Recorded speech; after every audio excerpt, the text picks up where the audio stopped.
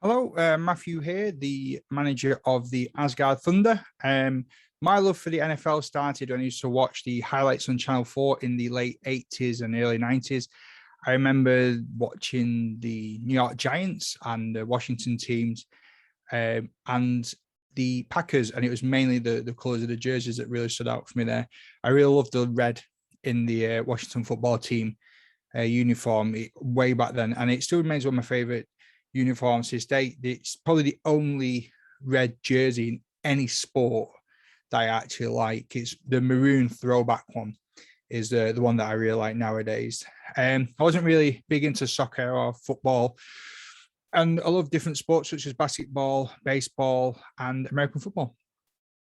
And I really remember getting a book. It was like an annual with lots of different teams in it and uniforms and plays and history, and I was completely hooked on that. I loved it. It was brilliant. I recall getting a Cowboys bandana in Blackpool and a Dolphins pennant. Needless to say, the Cowboys bandana didn't really see much light of day, but it was NFL related, so I wanted it. And I didn't really assign myself to a team until later on in life. When I got a book about Don Shula, and then Ace Ventura came out, and then that was it. Fate was sealed, which is absurd way of picking a favorite franchise to follow, but there you go. And it's weird because I wasn't even really aware of that perfect 72 season at that time. I think that book was sort of brought it to light and really got me that taste of how good the players were of that era. And my favorite players for the Miami Dolphins, who are on my team, probably won't come as a surprise to many, but Dan Marino is up there. But favorite players like Junior Seau. I loved him throughout his career. Rest in peace. And Irving Fryer, who I think it was the first time I found myself not being able to get attached to players within a team because I loved him. And then he was traded to the Eagles in like 95, 96. And I just remember just severe dislike for the Eagles because he'd gone. And I wasn't really aware of how the trade systems and that sort of stuff worked then. So that's pretty much how that came about. And I also have a soft spot for Ryan Fitzpatrick and Devonta Parker, who is on the back of this Dolphins jersey. Not through love of the team, but it's more two players that I picked up off of waiver wires, and it won me my first Dynasty Championship in 2019, which really chuffed with.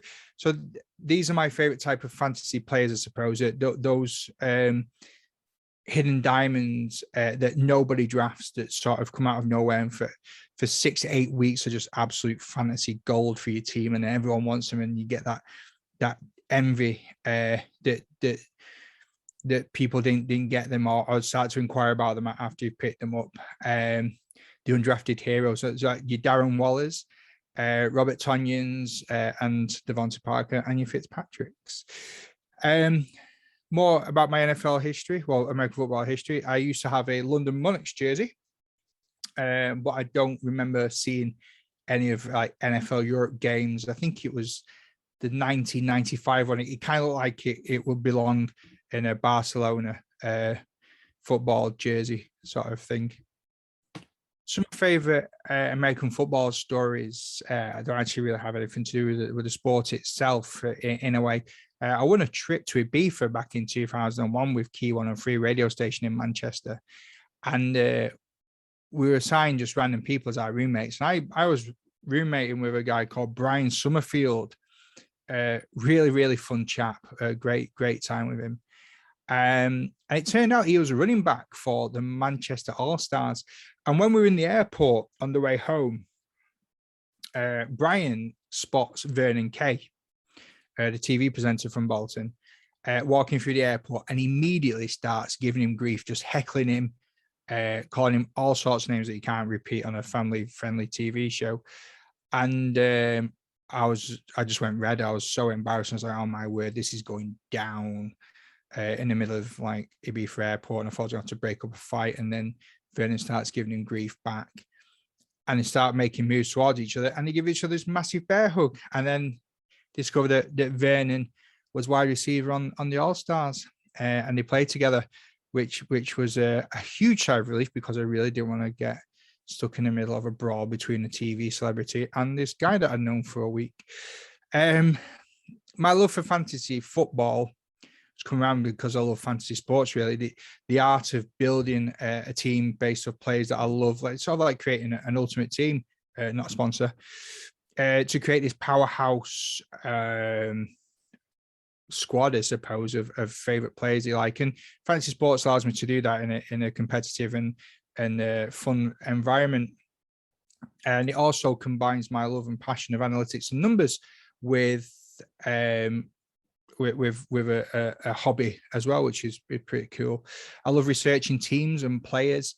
I love finding those diamonds in the rough that no one really knows about, the breakouts, the rookies that drop into your lap when you're certain that they should have been taken 3 or 4 picks before, and you get that excitement and that buzz, like, oh, this person's going to drop to me, and you get them all. The other side of it as well, some sort of sadistic kick out of having someone just snipe from you and be like, oh, and having that banter between whoever picked them up before you. I love beating a friend to a waiver wire pickup by like $2 fab, knowing that you've outbid them by such a slim margin. It's like a small victory in itself. But most of all, I love the sport of fantasy football because of my friends. It was a way for me to connect with a lot of people that I didn't know were in the workplace. And it was one thing we all had in common. We started off with a redraft league, and now we're all in this dynasty league. And we just, the get-togethers we were having, bars for Carl's birthday, Super Bowls, places to watch, and talking about players, sharing advice with my friends and teams, roster building strategies and tips.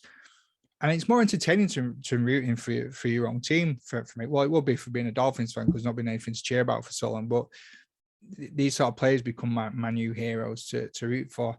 And of course, you've got, Red Zone on a Sunday. What's not to love about 8 hours commercial-free football? All these people might be my friends, but I also consider all of my league mates as rivals. I've been beaten quite a few times by Matt Nortier, and he seems to be my bogey team, and also Tom Milne as well, who I think this season, the 2021 fantasy season, has got a very strong chance of taking it. I think could finish quite strong if not takes the title. I think I could finish in the top half of the table, maybe, depending on how the season plays out. I think I'm still lacking in a few places. I think everyone's got a chance. I think that a lot of the teams that are in our league now are quite balanced and strong. I personally think my strengths and weaknesses are I've got decent wide receivers, but lacking in running back quality. I just need a franchise quarterback to come through. So I ended up drafting Trevor Lawrence and Najee Harris and Trey Lance. And I traded out of my first round, pick number 3, with Matt Nortier, who took Kyle Pitts. And because of that, I had a few first round picks. I think I drafted very well when we initially settled the Dynasty League. And I ended up with like McCaffrey and Barkley, Tyreek Hill, Hopkins, and I managed to shift a lot of them players on for first round picks and get really good replacements that have come to fruition. I definitely need any more wide receivers, but the way the rookie draft this year landed, I ended up with Waddle and Devonta Smith falling to me at places that shouldn't have, in my opinion. So I had to take them. And that was really good. But the players that I was really keen on were all like second rounders. So Terrence Marshall, who is now in the Panthers, who I really liked, and Elijah Moore of the Jets were 2 of the wide receivers that I really wanted. And I wasn't really that interested in getting in the first round ones, but I did, and I'm happy with what I've got. So let's see how the season plays out.